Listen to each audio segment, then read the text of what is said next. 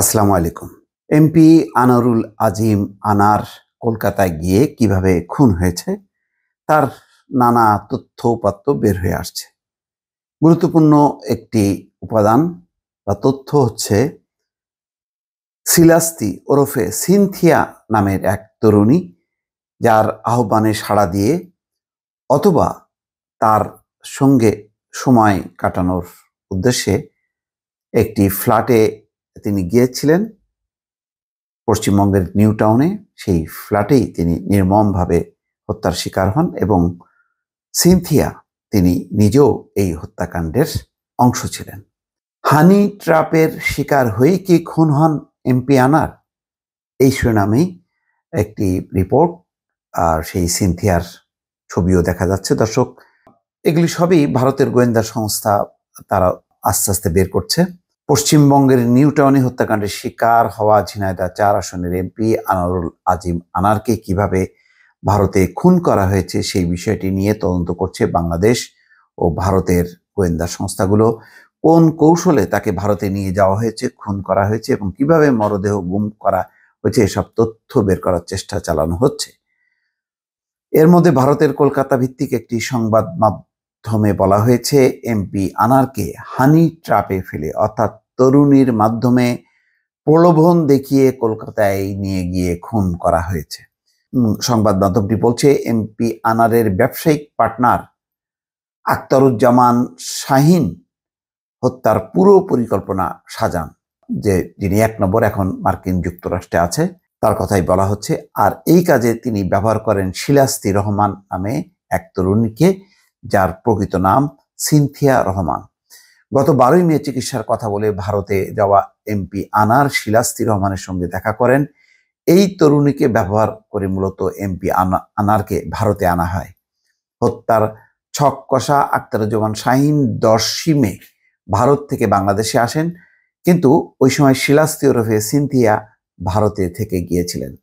MP আনারকে ভারতে নেওয়ার পাশাপাশি শিলাস্তি সরাসরি এই হত্যাকাণ্ডে অংশ নেন। এরপর আনারের মরদেহ গুম করতেও সক্রিয় ভূমিকা রাখেন এই সিনথিয়া।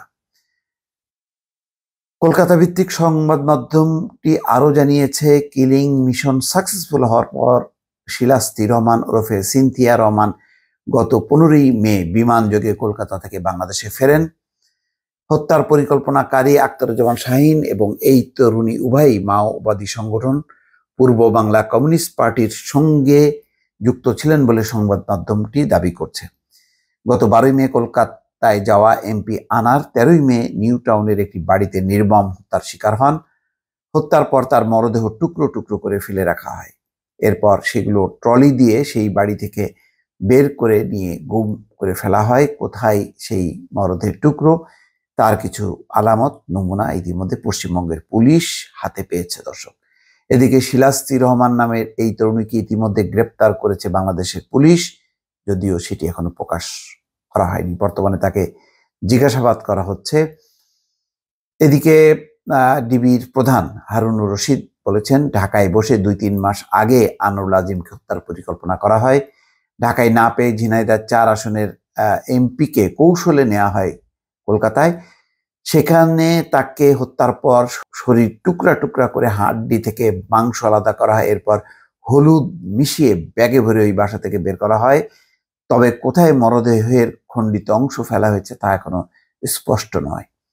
ডিবি প্রধান বলেন, এমপি আনারুল আজিম আনারকে হত্যার পরিকল্পনা হয় 2 থেকে 3 মাস আগে। তারপর তারা পরিকল্পনা করেছিল ঢাকায় হত্যা করবে, কিন্তু বাংলাদেশের পুলিশের নজরদারি ও ঢাকায় হত্যাকাণ্ডের পরে সব হত্যার ক্লু পুলিশ বের করে নেবে বলেই হত্যাকারীরা কলকাতায় এই ঘটনা ঘটায়।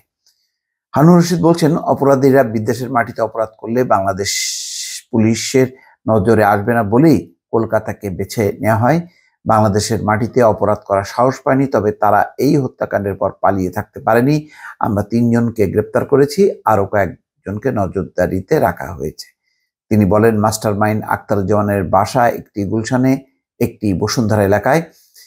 এই 2 বাসাতেই অনেকদিন ধরে পরিকল্পনা করেছে। আনারকে হত্যার নেপথ্যে রাজনীতি বা অর্থনৈতিক যে কারণেই থাকুক না কেন, বাংলাদেশের মাটি ব্যবহার করতে চেয়েছিল কিন্তু পারেনি। পরিকল্পনার অংশ হিসেবে তারা কলকাতায় গত 25 তারিখে একটি বাসা ভাড়া করে। 30 এপ্রিল ওই বাসায় তারা ওঠে। যিনি হত্যার পরিকল্পনা করেছেন তিনি ও আরেকজন সহ মোট 3 জন বিমানে করে কলকাতার ভাড়া বাসায় ওঠেন।